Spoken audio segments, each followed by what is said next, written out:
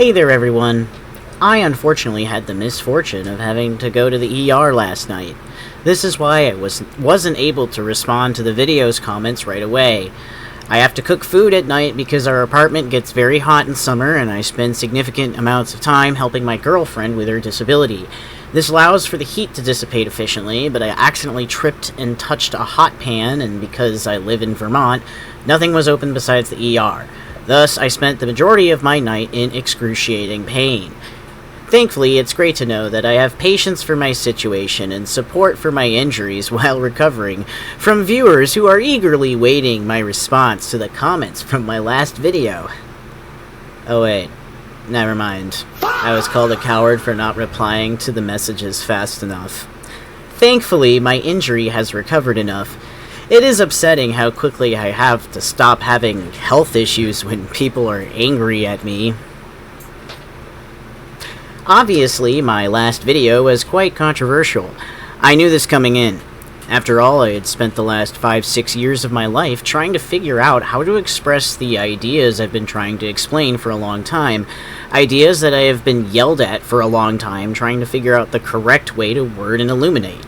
You can only imagine that something that is extremely delicate and may not even have clear words for, and something I clearly have a lot of emotions about, is difficult to respond to excessive paragraphs of people who are reacting to a video who can't even be bothered to demonstrate that they even understood it.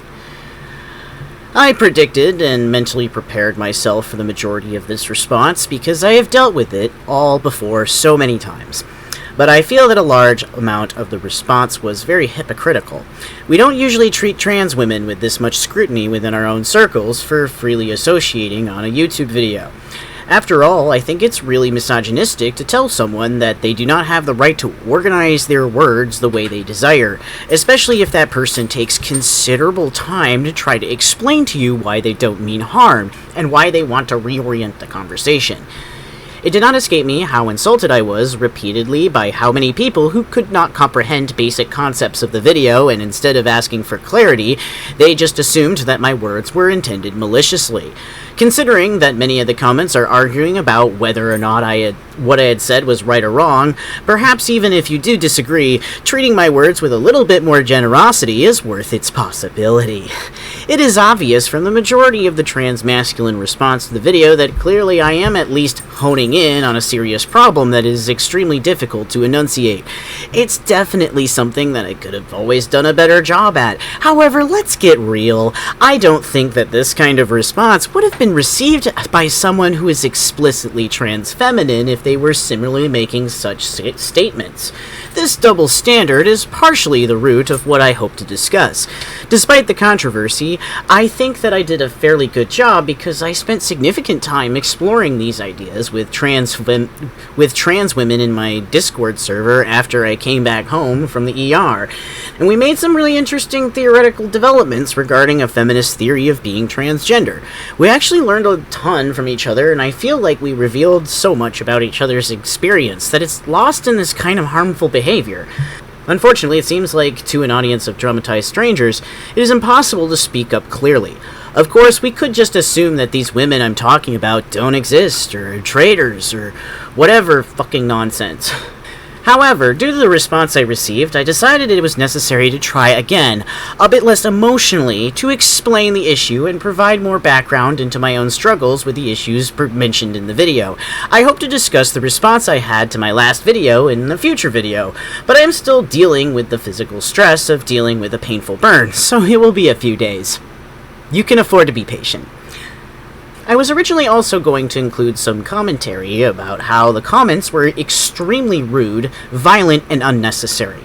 I want to address most of this at a later time, but one thing I want to set straight is that I find it very hard to believe that the way I acted is not similar to emotional behavior from trans women. That is, sometimes we get emotional, and I find it pretty hypocritical to be so arrogant with how to deal with a person expressing their intense feelings.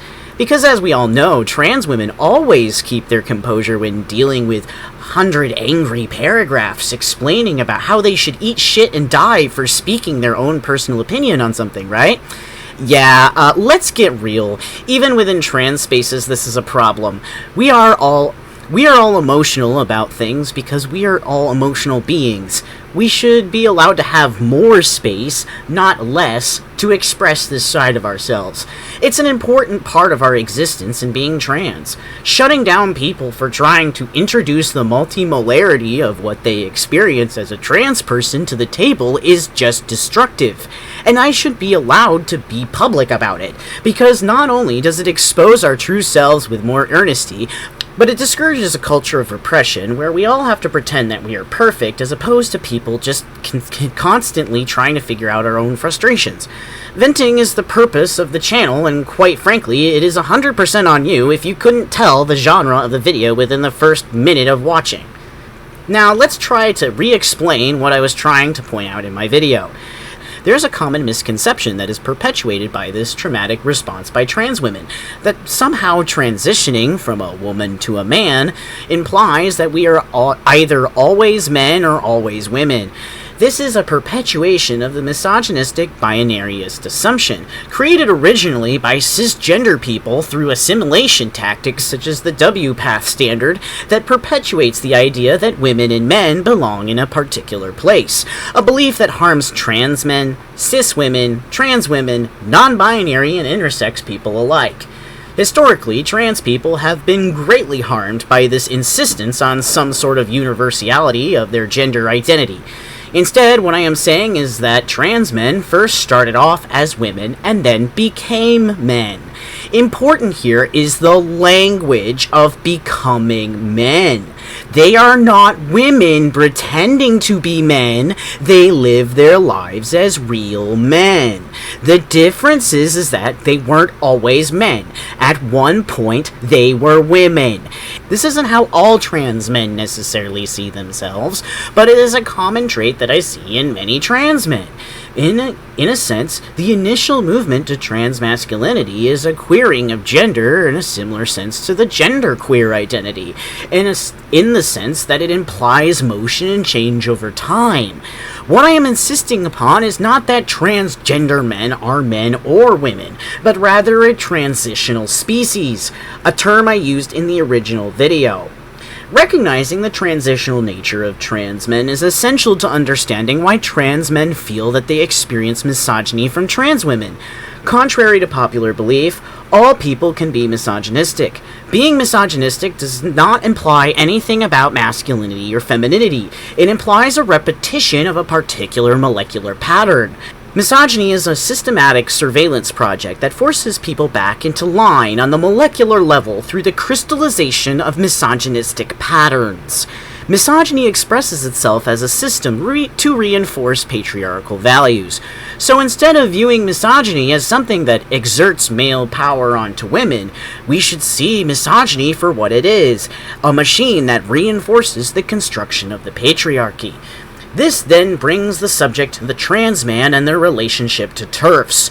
Something I said in the beginning of the video was that people must really think that trans men are stupid to support these ideas that go against their interests.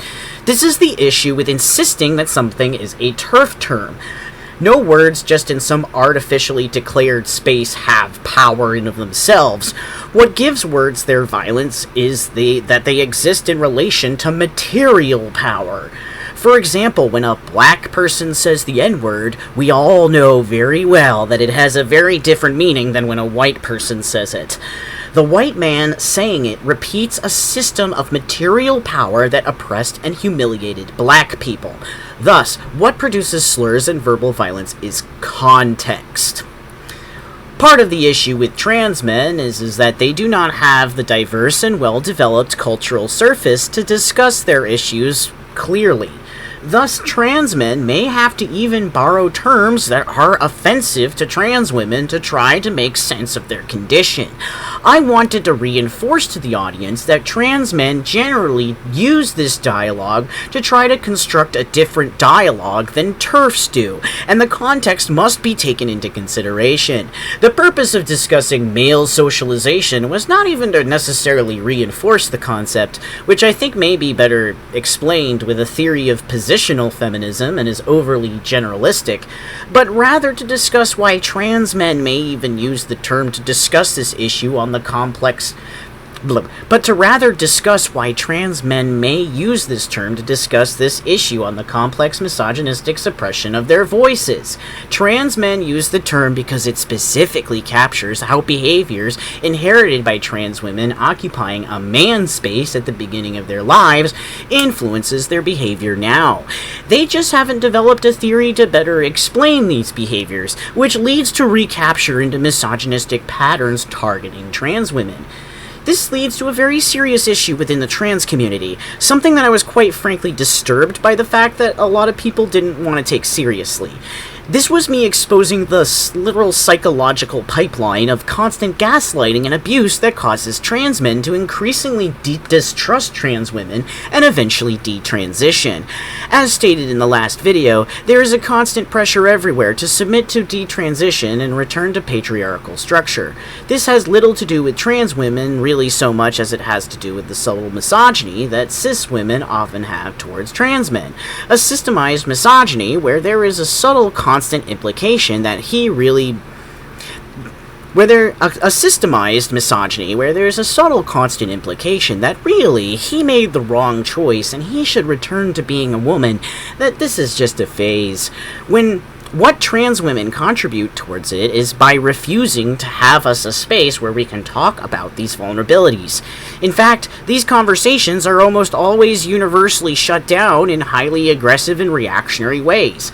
This is why trans women in particular must be addressed as a group, even if not all are offenders. TERFs pay attention to how trans men are treated, because trans men are politically useful allies to their narrative.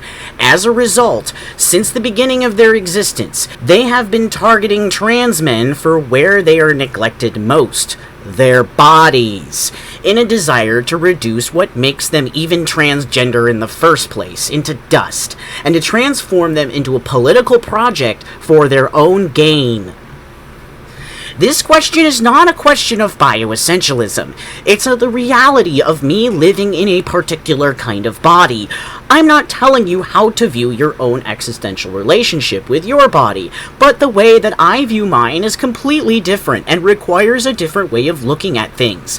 This is the model I had to develop to defend myself against this constant pressure to collapse back into womanhood and eventually motherhood. For me, the matter of fact is this: I cannot separate my existence from my own body. I cannot simply just tell myself that the uterus does not involve me, because it involves so much of me. It even still cramps after 10 years. It takes serious strength to resist the constant attacks to it, trying to convert it back to patriarchal values with its constant assault at all sides.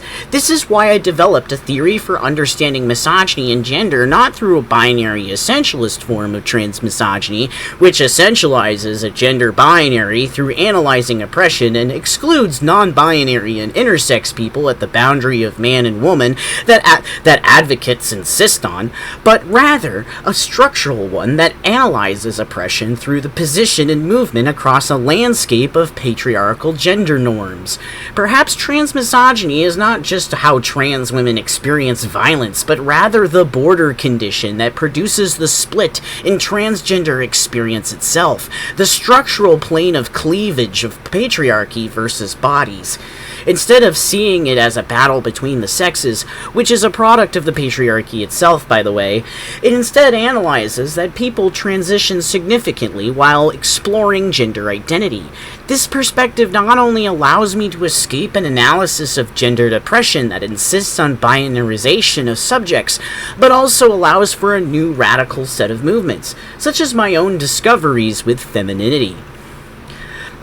Part of the challenge of even trying to process my feelings were challenging those feelings regarding my own femininity. Part of the way that TERFs gaslight you as a trans man is by insisting that experiences with internalized misogyny growing up as a woman are evidence of a damaged relationship to womanhood. This is part of the reason why I really can't just erase my past as being a woman, because I really did experience so much misogyny with how my body looked and felt. However, with a true and undying conviction, I could never imagine myself detransitioning. In fact, transitioning is the first step that I really ever took towards dealing with my experiences with internalized misogyny. The reason is because in order to understand what motivated me to continue taking testosterone and socially transition, I had to ask what existed beyond just my relationship with a female identity that made me want to become male. A frightening realization that I had recently was how my feminine gender identity was actively oppressed in my upbringing. I wasn't allowed to be much of a woman at all, just as I wasn't allowed to be a man, because I was told to be a girl, a little doll that does what she's told. This, of course, is existentially destabilizing, but the grounding existential function of continuing to desire testosterone forced me to continuously push on for more understanding and spaces within myself. Part of this was reconciling my desire for drag and to dress and be like a woman. It's unfortunate, but I want to be like a woman who becomes a man who becomes a woman again. The worst part about such a confession is that the systematic hatred of the possibility of men-women, whether it be within cis or trans discourses, makes it terrifying to even embrace such a possibility. Trans men who wear dresses is of course not an impossibility, but maybe you can relate to how sometimes it feels like it is an impossibility for me. Has it not occurred to some people that some trans men were never allowed to be women either? Desperate to retain their binary narratives, some trans people may scramble to tell me who I am, to place me correctly in the gender binary so that their protective structures can be preserved. But this, like the TERFs, betrays a fundamental feminist truth and freedom, that we are the owners of our own destinies. If I say that I'm a man and I'm a woman, then I'm both. I'm not whatever word you use to tell me to try to summarize it. I am what I tell you. Content is expression, and expression is content. Nothing more, nothing less. What I say is what I am. These are the struggles that people aren't hearing about because they are fixating on classifying trans people into binary equations, where half of the equation can be ignored through an optimized short circuit. The reason why trans men want you to talk about this isn't to make you feel guilty. It's because it is literally a risk to our collective existence to not have a space within trans circles to be able to be open about these issues, an existence that also threatens your own, as you can clearly see. The march of stripping away our independence continues on no matter how many times you stab me in the back for speaking up about it. It's not that I think that trans women are incapable of such discussion, but rather that there's a lot of vile online activity that makes this discussion impossible. Based on my experiences last night discussing this problem in my own Discord server with trans people across the spectrum, largely trans feminine, but I do believe that learning these things is possible. I do think it is worth mentioning that a point I definitely neglected to make was that some trans men are very abusive about these problems, and I don't intend to dismiss this abusive behavior. But has it ever occurred to people who are reacting this way that the transmasculine community is so disjointed that it's not really reasonable to expect for me or many other trans men to even be aware of this behavior? Has it crossed people's minds that we are so alone, so poorly represented, that we are not aware of these abusive cults because we aren't really aware of each other? I didn't even know many other trans men besides Buck Angel and Chaz Bono for pretty much the first 5 years of my transition. Well, just outside of a few friends, but that was it. Yeah, imagine those being the guys that are your only role models. Maybe that's the reason why I didn't talk about transmasculine abuse. Not only this, but I don't even think that it's helpful to classify those trans men as TERFs until they actually go ahead and join their side. Why? Because trans men are not motivated by the same motivation as TERFs. This is obvious by the fact that they have to construct an entire pipeline to manipulate us into being women again. Ultimately, while many trans women can easily name off the lists of trans women that they looked up to, trans men have very little representation in this respect. We can't even get many trans women to take the rape and murder of Brandon Tina back in the 1990s seriously, let alone anything going on now. The fact that I still see trans women celebrating Norm Macdonald despite what he had to say about Tina in response to his murder says enough about how seriously the community seems to take our lives and existence. This much is very apparent in the comments, unfortunately. With this all in mind, perhaps we can review the last video with a little bit more maturity than we had on display last time. It's time to grow up.